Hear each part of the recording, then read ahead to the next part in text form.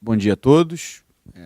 Com muita satisfação que a gente inicia aqui o segundo dia do nosso congresso, 11º Congresso da ERJ, e com a satisfação redobrada de iniciar essa segunda etapa da nossa vigília administrativa, como diz o nosso querido Zé Carlos, que é o grande maestro desse evento.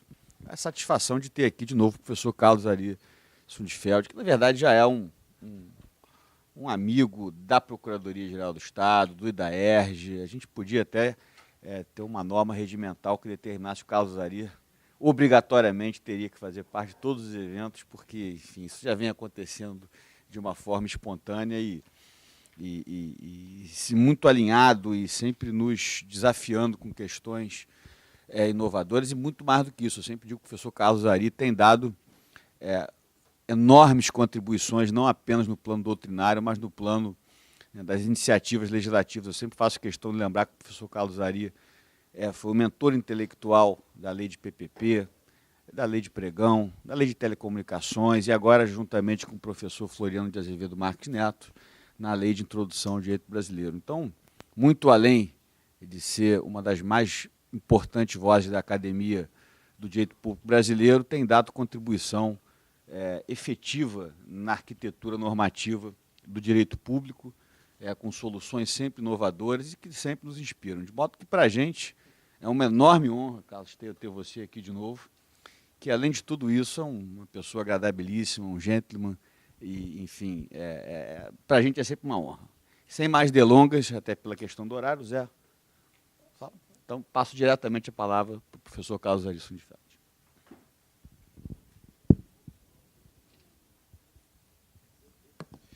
Bom dia, Zé Carlos, Flávio. Eu fiquei assustado aqui quando o Flávio propôs que, dada a minha frequência enorme aqui, eu já fosse incluído. Imaginei que era na distribuição de serviço. Eu já saí com um pacote de execução fiscal aqui, não é para responder uns embargos de execução. Já fiquei meio em pânico, né? Mas, enfim, se quiser mandar, pode mandar. Agora é processo eletrônico lá de São Paulo, eu posso fazer pelo menos uns 50 por dia, hein?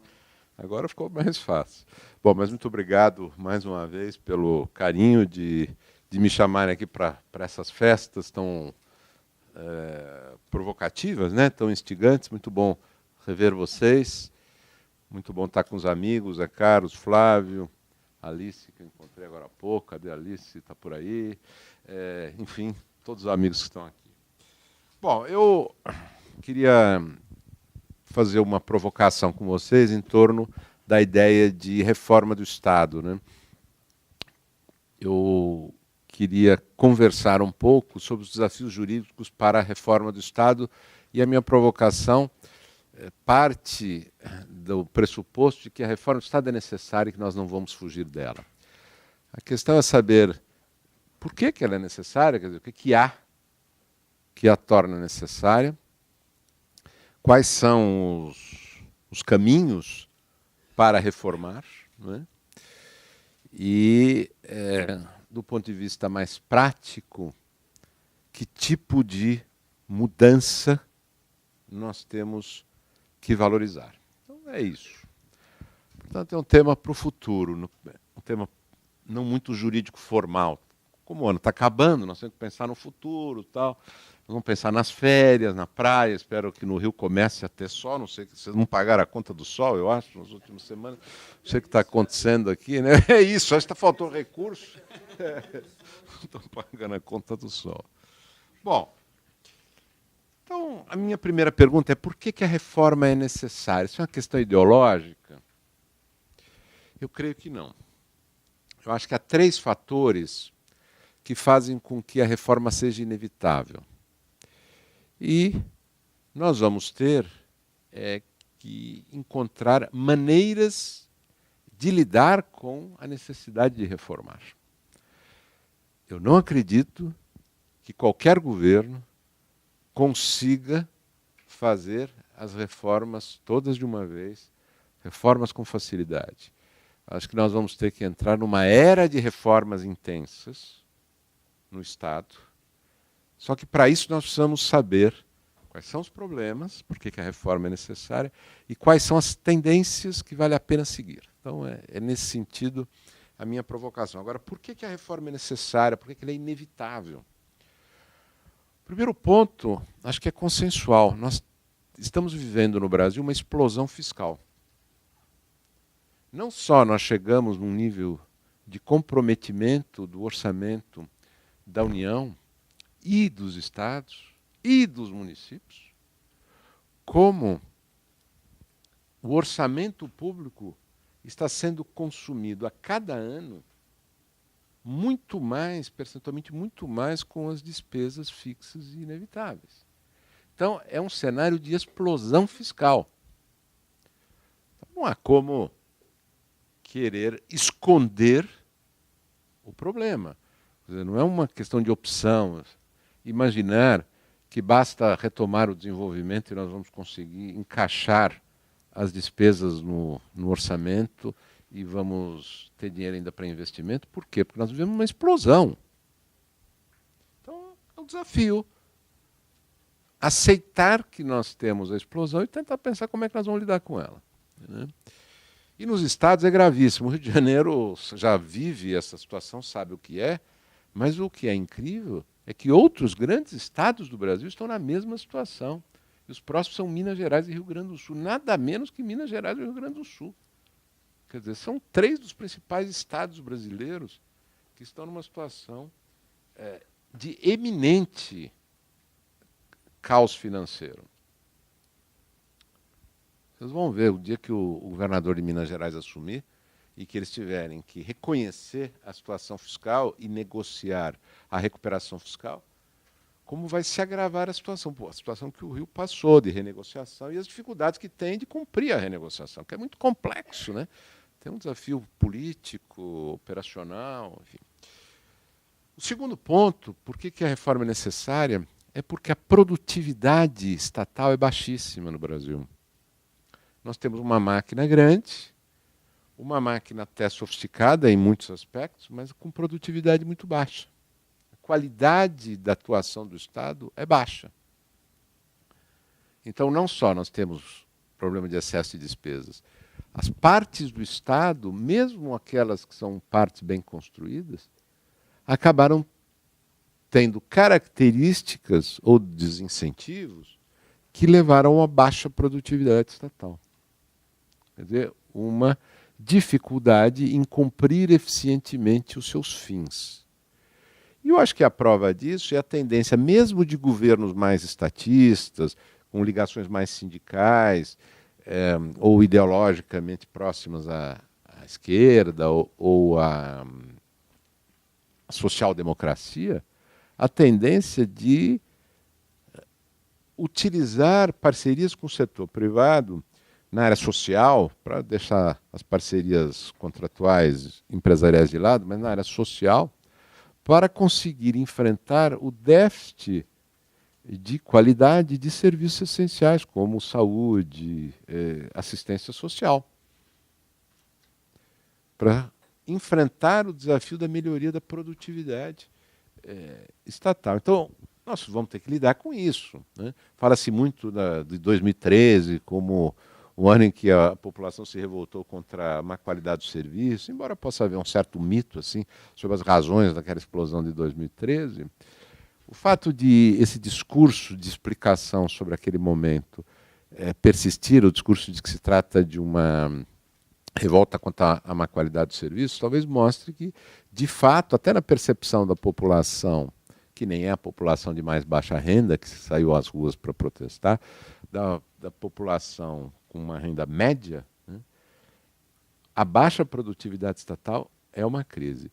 É razão de uma crise de confiança no Estado. Nos setores mais influentes da sociedade, empresariais, a crítica em relação ao funcionamento da máquina do Estado, a incapacidade do Estado lidar com as demandas de transformação da regulação para se adaptar às mudanças dos tempos, de lidar bem com as questões tributárias, resolver bem o contencioso tributário e tudo mais, eu acho que são críticas conhecidas, todo mundo sabe do grau de insatisfação que existe no Brasil com a baixa produtividade estatal. e que, obviamente, reflete, não é a única razão, mas reflete também na baixíssima produtividade da economia brasileira como um todo, né?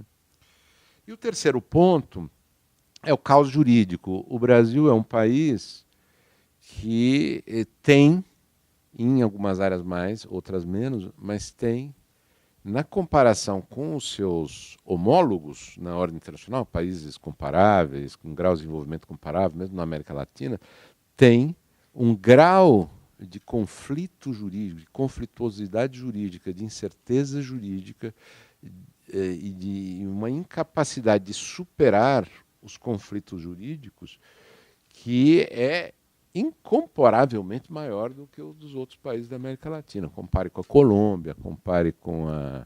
Bom, não dá para comparar com a Venezuela, obviamente, mas compare com o Peru, compare com o México mesmo, né? Nós temos vivido um caos jurídico. Basta mencionar mais uma vez a questão tributária. E a questão previdenciária, ou dos benefícios de prestação continuada, vamos chamar de assistência social, todos esses benefícios. 50% das concessões de benefícios desse tipo é feita pelo Poder Judiciário. Isso não pode estar normal. Não é o sistema administrativo da Previdência Social que decide quem tem o benefício de prestação continuada ou não. É o Poder Judiciário. Alguma coisa não deve estar funcionando. E sem mencionar a judicialização da saúde, a interminável intervenção dos tribunais de contas em contratos dos mais importantes da infraestrutura brasileira e tal. Enfim, é um caos jurídico em muitas áreas que, evidentemente, afetam a produtividade da economia, afetam também a produtividade da ação do Estado, né?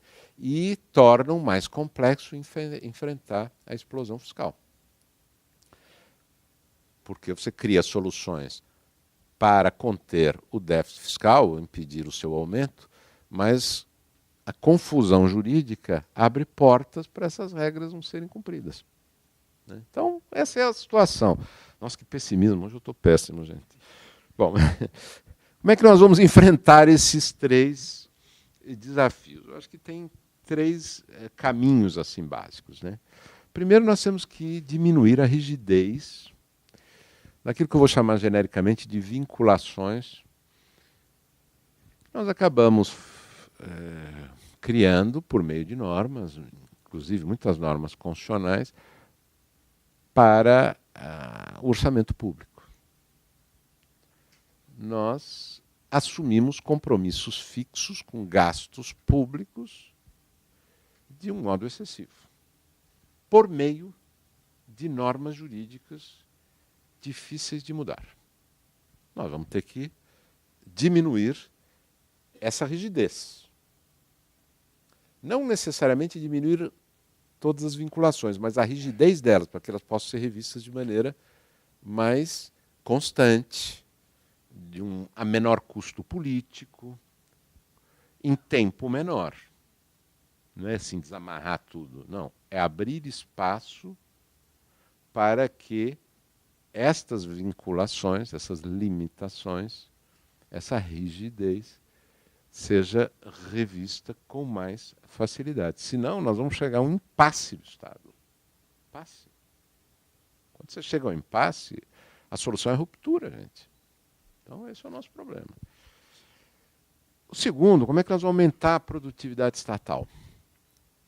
Acho que, para mencionar qual me parece ser o caminho em que se pode apostar, eu diria, nós temos que adotar a avaliação como princípio. O Estado tem uma quantidade gigantesca de órgãos, de agentes, de programas, mas não avalia praticamente nada. Quer dizer, não existe uma cultura de avaliação. O direito não foi concebido para rever isso periodicamente, não tem um sistema de avaliação. Então, o que nós temos que conseguir é transformar a avaliação da ação do Estado, da máquina do Estado, como um princípio fundamental. E dar consequência a essa avaliação. Essa avaliação tem que ter efeito jurídico, né? E o terceiro ponto, que está mais ligado ao caos jurídico, nós temos que dar incentivos à coordenação jurídica. Nós demos muitos incentivos no Brasil, por isso nós chegamos a esse caos, à descoordenação.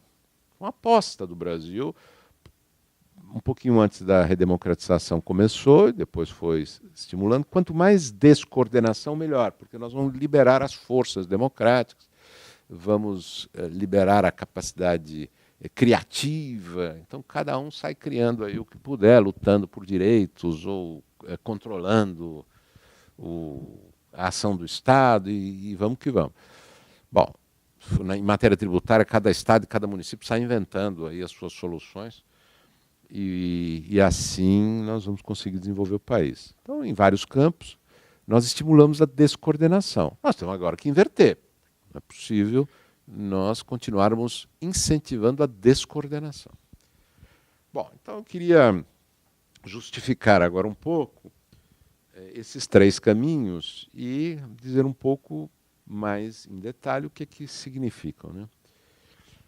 Sobre aquilo que eu chamei de diminuir as desvinculações, do que se trata, bem concretamente.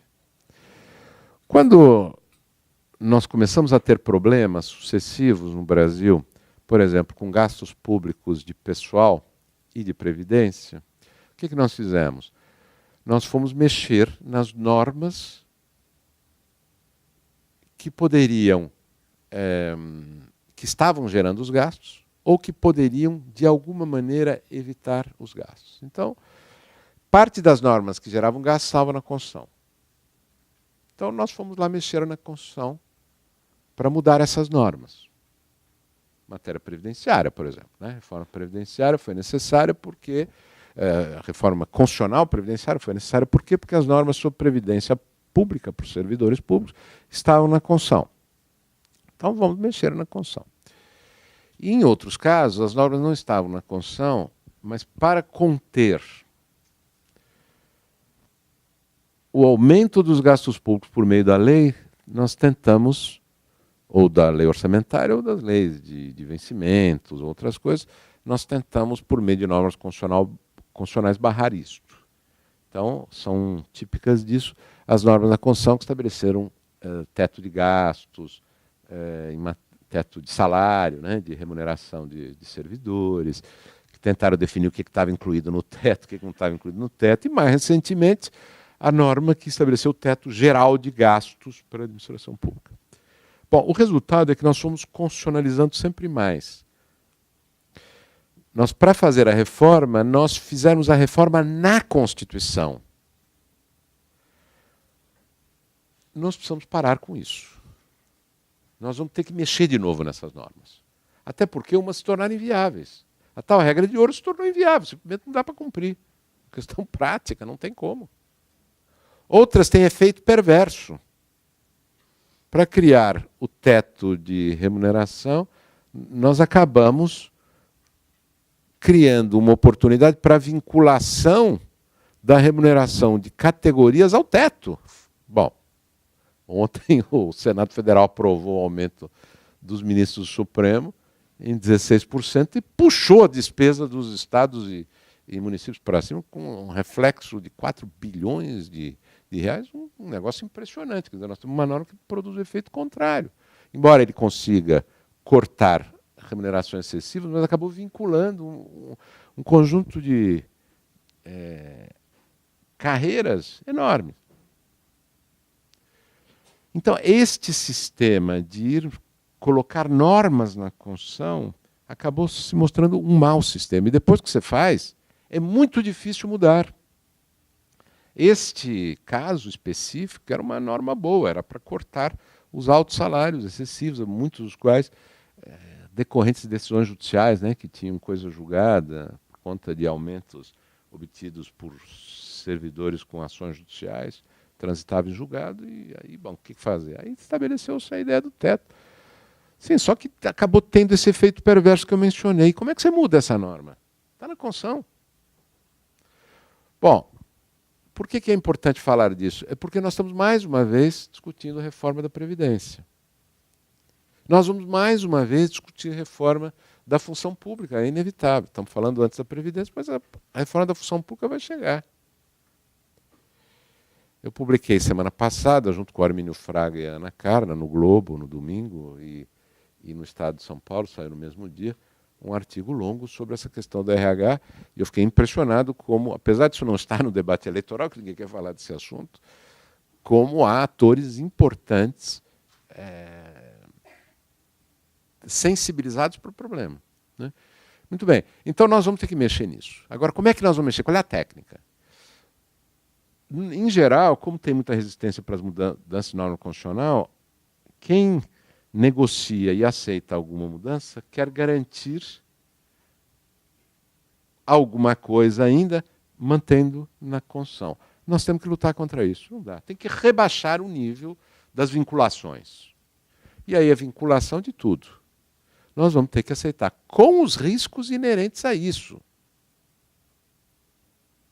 Nós vamos ter que transformar em norma legal, complementar, por exemplo, uma série de normas que hoje estão na Constituição, que tratam de gastos públicos, que geram gastos públicos, para que o Congresso Nacional possa reformar com mais facilidade. Senão, não tem solução. Então, esse é um exemplo, né? A desconstitucionalização das regras que afetam a política fiscal e econômica do país. Não é para acabar, por exemplo, refiro a vinculação de recursos para a educação. As pessoas ficam em pânico. Eu sou muito ligado ao movimento de educação, faço parte do Todos para a Educação, que é um movimento importantíssimo, uma coalizão importantíssima da sociedade civil para a melhoria da educação. Quando se fala em mexer na vinculação de recursos para a educação, as pessoas entram em pânico, né?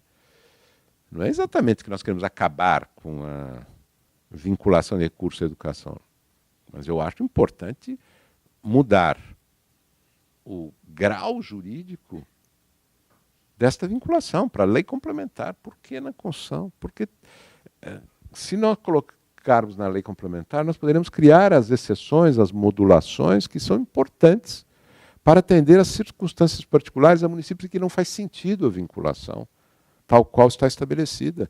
A população brasileira está mudando. Então, os compromissos com políticas sociais que foram muito fortes na área de educação fundamental num momento no município, em outro momento é com assistência social para a maturidade, para a terceira idade. Vão mudando as necessidades, né? Bom, então a desconstitucionalização, a transformação então de normas que tem a ver com questões importantes, como essas que eu mencionei, em normas legais, possam ser mudadas pelo Congresso Nacional, é um caminho importante. Ou pelo menos, se nós não conseguimos desconstitucionalizar coisas, nós não podemos constitucionalizar mais. E nós não temos feito outra coisa senão constitucionalizar mais. Todas as reformas são feitas constitucionalizando. Já aprovamos 100 emendas constitucionais, algumas delas são gigantescas.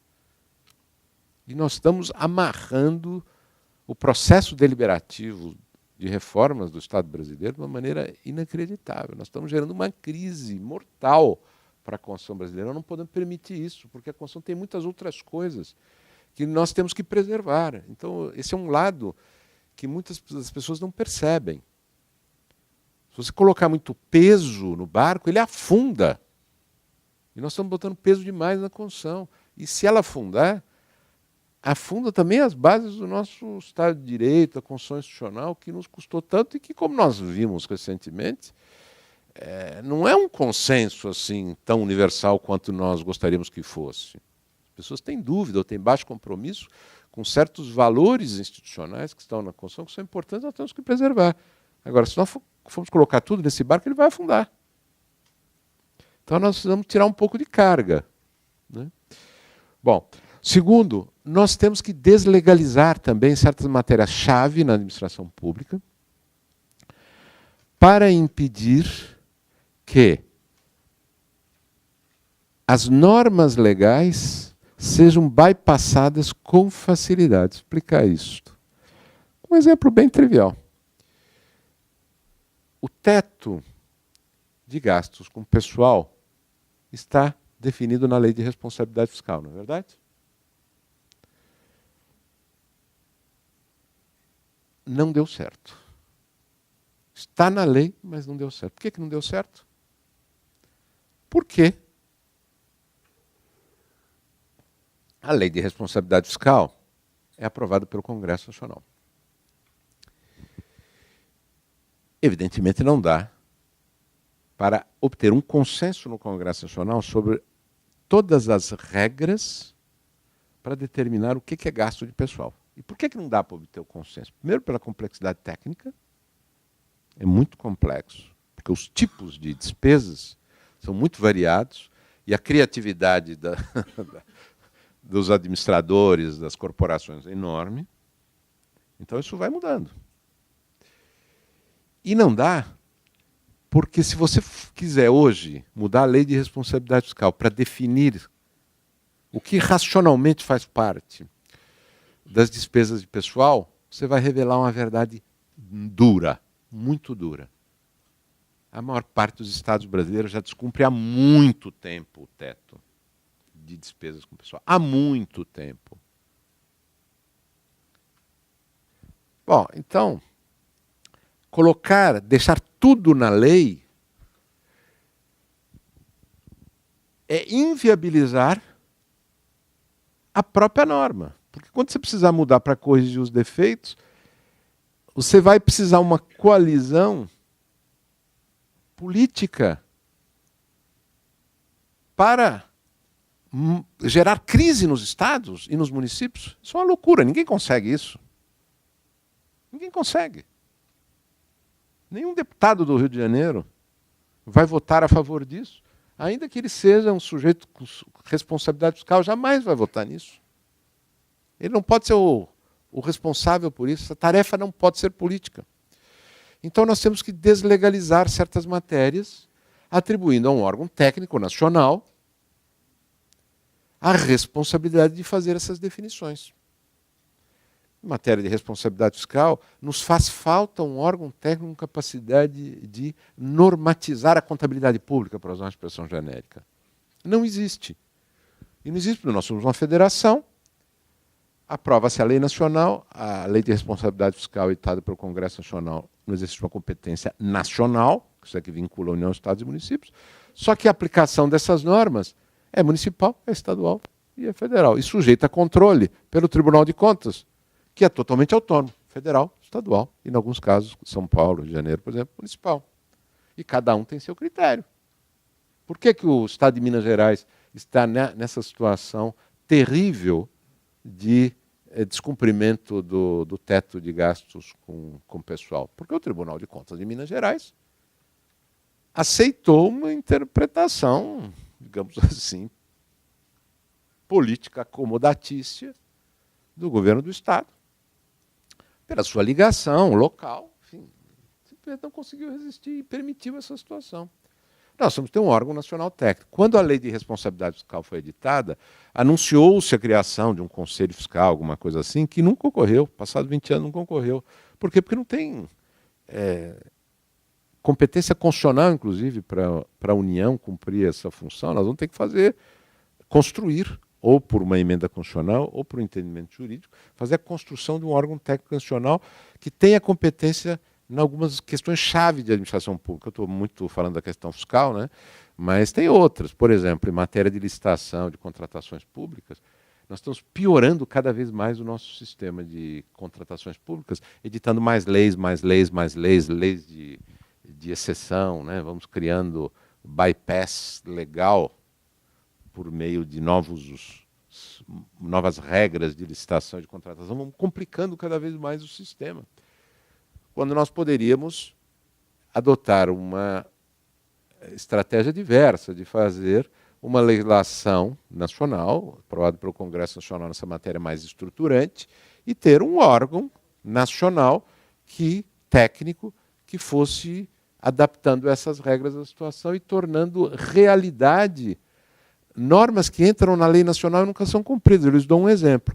Está lá na Lei 8666 a previsão de que o pagamento das despesas em contrato será feita na ordem de entrada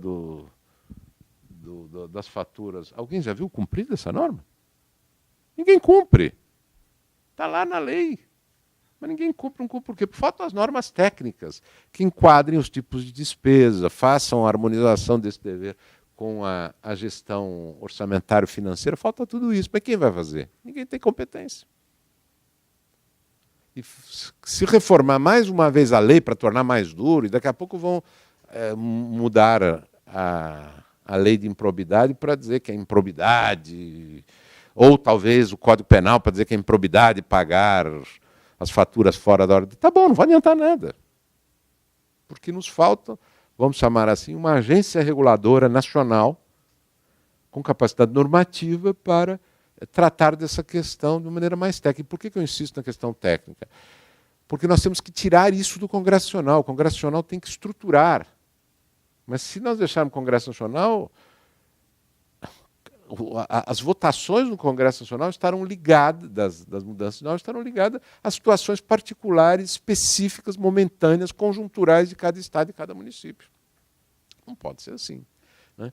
Então nós temos que ter coragem de certas matérias-chave da administração, deslegalizar, mas isto vinculado à criação de instâncias técnicas com competência nacional e desenvolver um modelo de organização para que nós tenhamos boas normas técnicas sobre gestão pública. Senão é frustração atrás de frustração. Dou mais um exemplo. A lei de transparência foi editada, foi linda, né? Para fins de propaganda, maravilhoso. Em termos de eficácia, é baixíssima. Baixíssima. Nem os tribunais levam a sério as normas de transparência da Lei Nacional de Transparência. Os levantamentos foram feitos, de vez em quando alguém faz reportagem em jornal baseada até em estudos empíricos de acadêmicos para mostrar a baixa efetividade dessa lei. Por quê? Porque não basta a lei.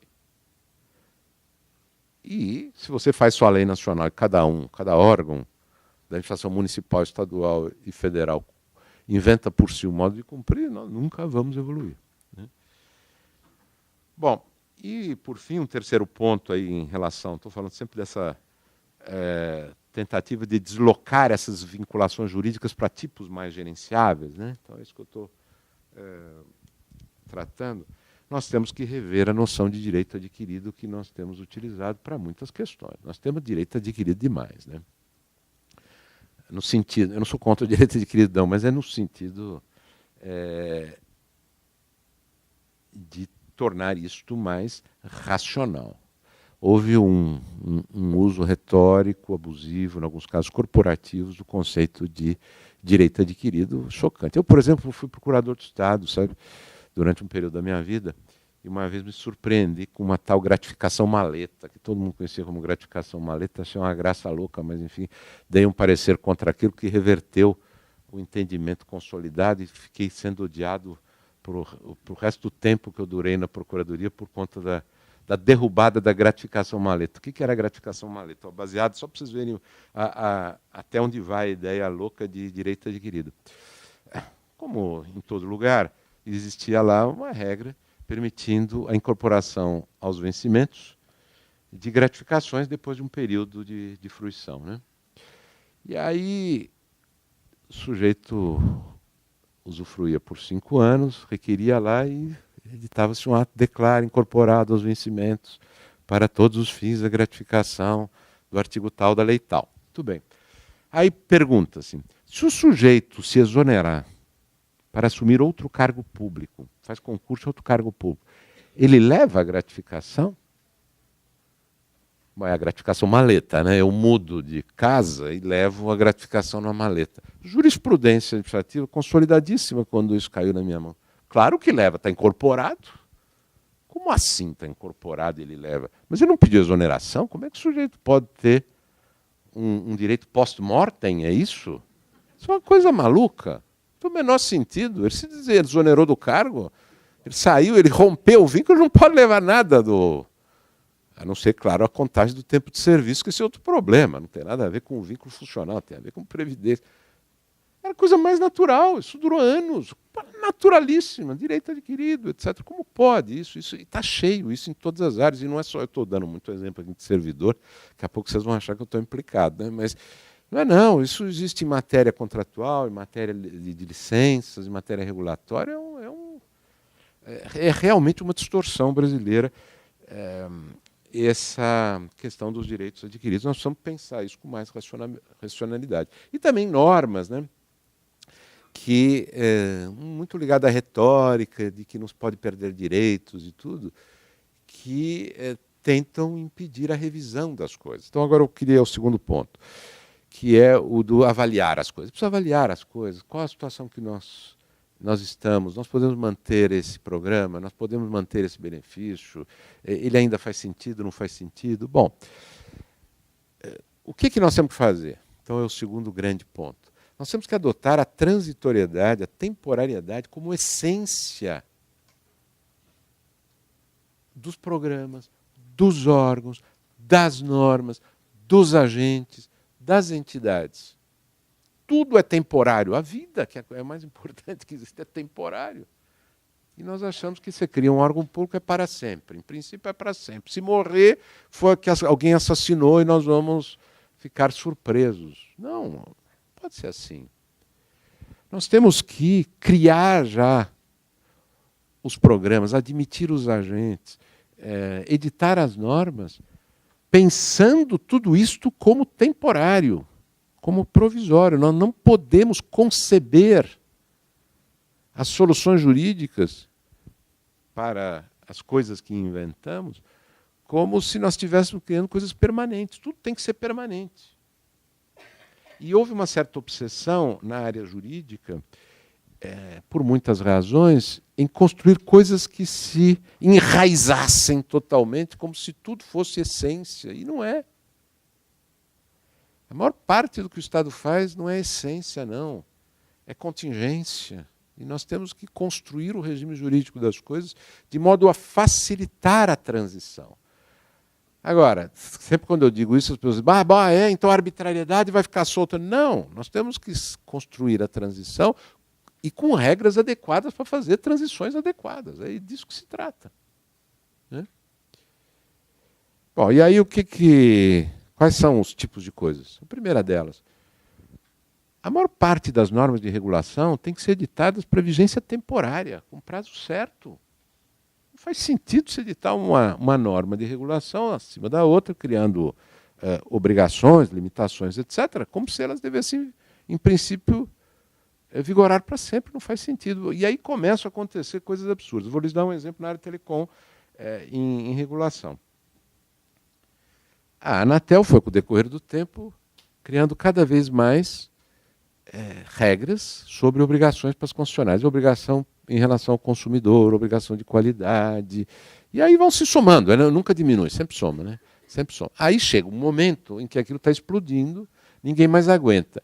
Aí eles dizem, não, nós estamos prejudicando o mercado. Então vamos fazer o seguinte, vamos criar uma categoria do prestador de pequeno porte, o PPP, e esses nós vamos desonerar de tudo. Então não faz sentido. As normas não eram fundamentais. Que normas vocês vão desonerar? As normas de qualidade do serviço, as normas em relação a direitos do consumidor. Mas não eram essenciais? Não eram tão essenciais. Então, a regulação está perdendo o pé. E por que perde o pé? Porque você vai criando as obrigações, as imposições, como se elas fossem eternas, e depois dizer que ela não deve ser eterna, que na verdade aquilo era uma experiência que você estava fazendo para ver como é que funcionava, é praticamente impossível, do ponto de vista, inclusive, político. Você não consegue mais tirar. Aí você fica criando o bypass. Em matéria de plano de saúde, essa foi a técnica, né? Vamos criar uma regulação impressionantemente restritiva dos planos de saúde individual e depois nós deixamos aberto o plano de saúde coletivo. É uma loucura, é irracional. O que é que resultou isso? Numa distorção absoluta. O sistema de saúde privado no Brasil foi todo para o plano coletivo. É totalmente irracional. Por que isso acontece? Porque nós não somos capazes de aceitar a ideia de regulações que têm que nascer com prazo. Prazo. São tentativas, são experiências de alguma maneira. Né? Então nós temos que ter a coragem de colocar nas leis, por exemplo, de regulação setorial, o princípio de que as normas de regulação administrativa vigem por tantos anos. Depois perde a vigência automaticamente, salvo renovação com estudo de impacto regulatório novo. É assim que tem que fazer. Né? Outra coisa, em matéria de servidores. nós compartimentamos as carreiras públicas. No âmbito federal tem 300, com 260 e tantos sindicatos, imagine. Bom, evidentemente não dá para reformar essa administração, né? Quando começa a haver necessidade de desativar um órgão, você fica com um amontoado de gente super qualificada ganhando bem, você não tem o que fazer com eles. Por quê? Porque você não pode mudar a função deles. Então, como é que você viabiliza a mudança? Você tem que unificar as carreiras. E a tendência brasileira foi fazer justamente o contrário, cada vez mais carreira, diferentes, incomunicáveis. Você tem que fazer a comunicação, né? E nós temos que fazer normas legais que autorizem o experimentalismo na administração. Em muitas matérias, já falei disso aqui outras vezes. O experimentalismo tem que ser uma política de Estado. O experimentalismo é muito mal visto pelos órgãos de controle. Como é que você vai fazer experiência com a administração? Que loucura! Os tribunais de contas são loucos para dizer, não, isso aqui não pode ser feito porque ainda não há certeza, não há elementos suficientes para garantir que isso vai funcionar. Bom, mas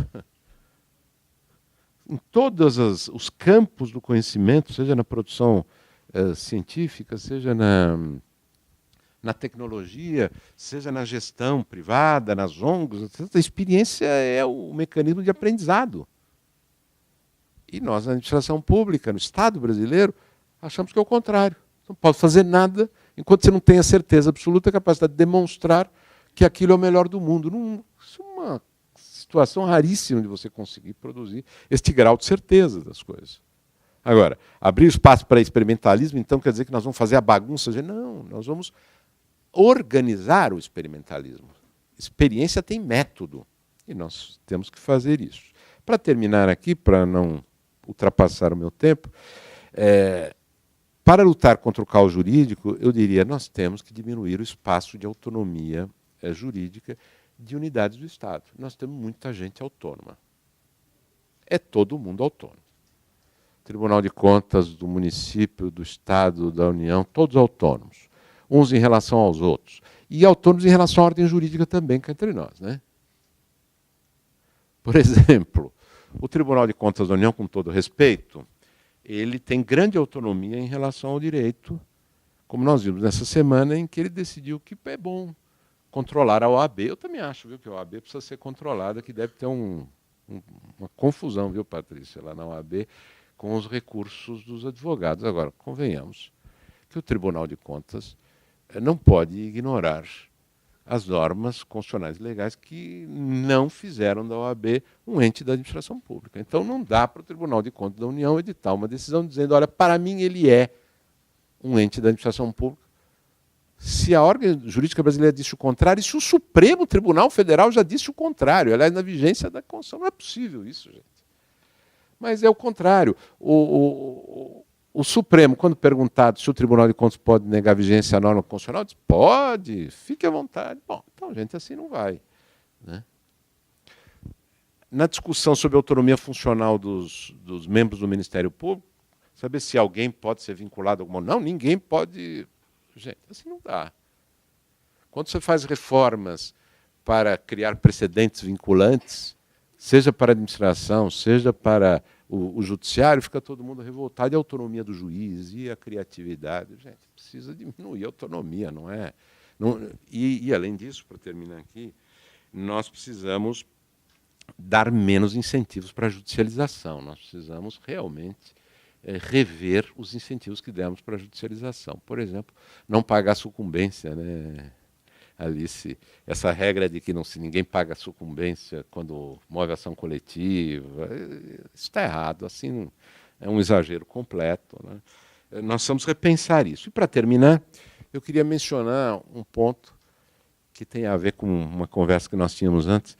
O Estadão, que não é um jornal bem-humorado, saiu-se hoje com um editorial muito bem-humorado sobre uma sessão recente do Supremo em que se discutia a constitucionalidade de uma lei que obrigava os supermercados lá do Estado, não sei qual, a ter um serviço de empacotamento à disposição do consumidor, porque afinal vem aquelas senhorinhas que não conseguem botar as compras na sacola, então não só tem que dar sacola, como tem que ter alguém que põe as coisas na sacola. E o Supremo fica lá discutindo, e o que está delicioso no acordo Supremo, não tem nada a ver com o que eu estou falando, é o fundamento de um dos votos lá de um ministro, que o Estadão colocou entre aspas, né, para julgar constitucional a lei, que é que o ministro estava outro dia na fila do supermercado, ficou muito impressionado com a dificuldade da senhorinha diante das suas compras, e o caixa do supermercado limitou-se a jogar uns sacos assim na mão dela. Então, por isso, ele julgava constitucional a lei. Bom, mas isso é isso é um registro lateral. Mas o que impressiona é a multiplicação da legislação municipal, estadual e federal, com intervenções dos mais diversos tipos na economia, e que só se consegue conter por ações de inconstitucionalidade, que acabam sendo julgadas como essa por 6-4 no Supremo.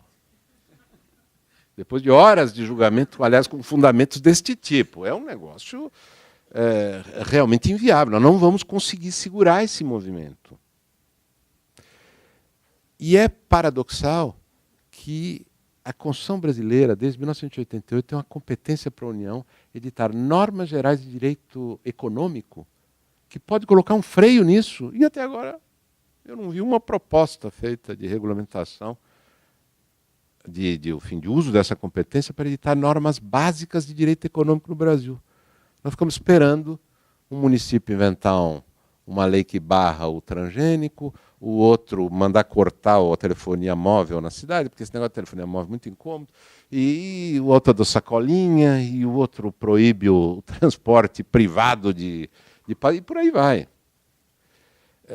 Então existe, inclusive, competência normativa para a União editar então, normas gerais de direito econômico que poderiam produzir, inclusive automaticamente, a derrogação de uma quantidade enorme de leis, tornando dispensável a ida ao Supremo Tribunal Federal ou impedir a multiplicação de exigências que estão afetando o funcionamento da economia privada. Então, são basicamente essas ideias que eu queria expor a vocês como possíveis caminhos para diminuir a rigidez daquilo que eu chamei de vinculações, impor avaliação como princípio, né, e induzir a coordenação, pensando sempre nos desafios jurídicos. E eu termino mais uma vez dizendo, nós vamos ter que nos engajar na dificílima tarefa de construir ideias jurídicas para tornar mais fácil a reforma do Estado. E o perigo é a gente fazer reformas que piorem a situação. Muito obrigado.